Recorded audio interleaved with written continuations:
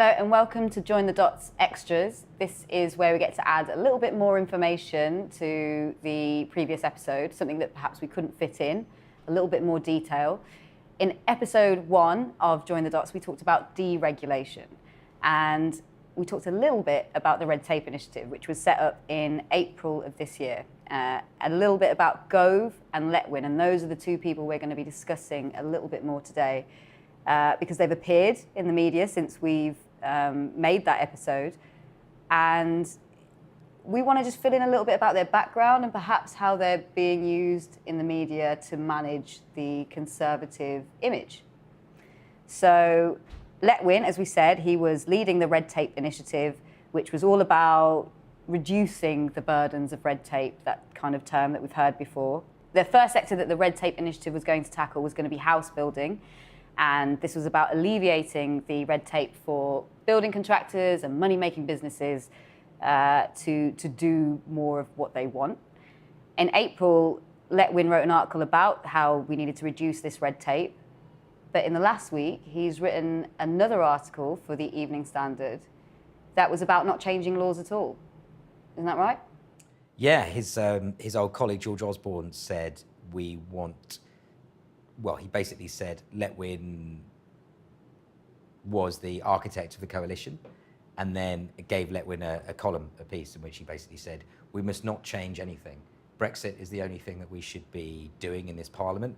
And he also said that Cameron and Blair did social market economics, and that Corbyn and McDonnell are crypto-Marxists, and that in order to make sure that everything goes smoothly, we must only focus on Brexit and not try and change anything else, any other legal, don't bring in any new laws. And do you think that's because every time they raise some of their policy, we saw the disaster that was their manifesto, every time they raise something, Corbyn is able to kind of take the lead on that, and he garners more support for the policies that he's offering?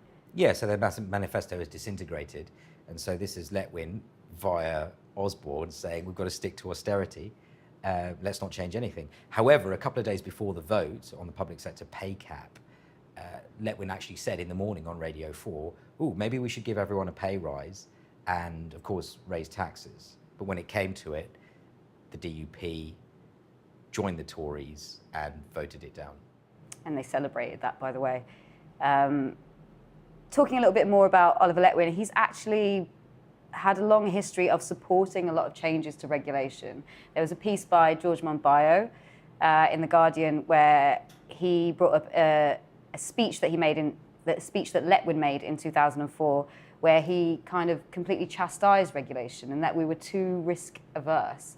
And also on the board, on the advisory board at the Red Tape Initiative, there's two names that we need to know a little bit more about: Charles Moore and Paul Tucker. What do we know about them? Well, Charles Moore is one of the columnists at the Daily Telegraph, and George Monbiot points out that he was also one of the original chairmen of Policy Exchange, and also was the best man at Oliver Letwin's wedding. So they're all very friendly. And Paul Tucker, he was the deputy chairman of the Bank of England, and he's the one who was found to have sent an email to Barclays asking them to reduce the interest rate that they were submitting for the LIBOR overnight interest rate, which was completely understandable at the time because the Lehman Brothers crash had happened and the whole banking system was going into meltdown. But the thing is that once it was revealed that he had done that, essentially backed Barclays manipulating the interest rate, that's almost giving Barclays a green light to do it any time, which means that then afterwards, all of the difficulties that Barclays had for manipulating LIBOR, they could say, well, we were actually instructed to do this by the Deputy Governor of the Bank of England. So that's the reason why he won't ever become Governor of the Bank of England. He's left and he's doing something else. But when it comes to regulation, this says a lot about his pragmatic perspective. And we talked a little bit about, in the first episode, we talked about how regulators need to put the growth of the economy first in the deregulation bill. Also something that Oliver Letwin was very much behind, which changed a lot of laws in the UK already.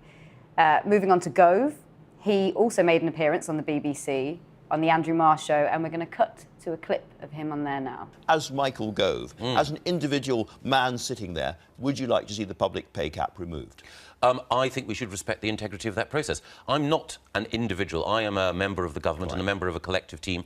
And the collective view of government policy, which helpfully was endorsed by the Labour Party spokesman John earlier, is that we should respect the integrity of the process. Well, one of the things about government is that you don't exercise your views on the basis of whim. You've written a brilliant article in the Sunday Times today making it clear that sometimes you have to suppress your own views, Flattery Andrew. will get you nowhere at all. You sometimes have to suppress your own views. Yeah. I sometimes might suppress mine in order to ensure that we can operate successfully as a collective team. I do understand that. That morning on the Sunday Times, Michael Gove, who's friends with Murdoch, he appeared on the front saying, oh, maybe we need to have a little rethink about that public sector pay cap that they had just literally said would be law, no pay rise. And when he appeared on Marr said to him, what do you think about this as an individual? And he said, well, I can't talk about it as an individual because I'm in the government. And then afterwards, he justified it by telling Marr, well, you're a journalist and you've admitted that you shouldn't be telling anybody what you think either. So in one swoop, they've kind of just said, no genuine questions, no straight answers. So what's the point of watching any of this? And that says a lot, yeah. Talking about Gove's relationship with Murdoch and the Times. So he was a journalist. He became a part of government.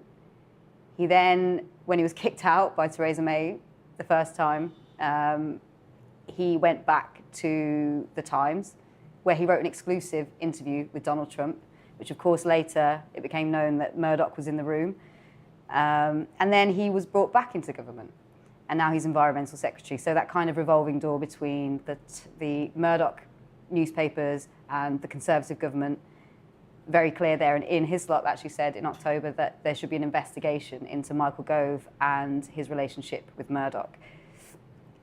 Going back into his past, before he was environmental secretary, he was also justice secretary for a time where he defended G4S against an investigation after abuse was found in a children's care home.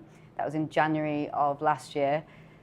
And he said we didn't want to tar this company with the same brush, despite the fact that we'd had the Jimmy Mubenga case in detention, despite the fact that there have been complaints about the way they've handled asylum housing. And John Grayson actually has written an article recently in Open Democracy saying that some of the houses that G4S have supplied for asylum seekers are also unsafe in terms of fire regulations.